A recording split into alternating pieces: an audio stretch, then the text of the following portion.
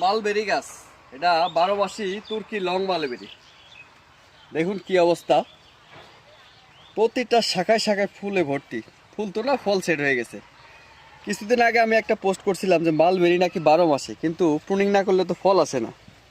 এই গাছটা রেখে দিয়েছিলাম অবহেলায়, অযত্নে। তবে এখন মালবেরির ফুল আসার সিজন, তাই এখন পাতার চেয়ে ফলন বেশি।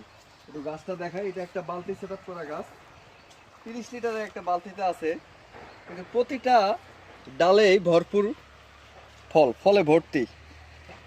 এটা ছোট বাচ্চাদের খুব পছন্দের একটা ফল। আমার খুব একটা ভাল লাগে না, যার কারণে আমার এই নিয়ে কোনো পরিচর্যাও নেই।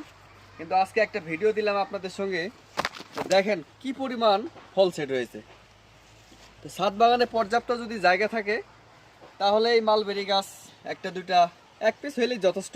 একটা গাছ রাখলে আপনার আদরের সন্তান, ছোট বাচ্চারা এটার ফলের স্বাদ নিতে পারবে। আমার কাছে চারা আছে, কিন্তু আমি চারা সেল করি না। এর চারা টোটালি গিফট করেই দিয়ে দিই।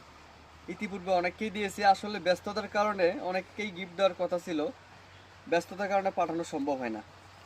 তাই যদি আপনারা অন্যান্য কোনো ফলের গাছ সংগ্রহ করেন, সেই সাথে এই মালবেরির চারা গিফট হিসাবে এটা অ্যাড করে দেওয়া যায়, পাঠিয়ে দেওয়া যায়। প্রচুর ফলন হয়েছে, দেখতেই পাচ্ছেন। এটা এখনো পরিপক্ক হয়নি, পরিপক্ক হইলে এটা আরো লম্বা হবে।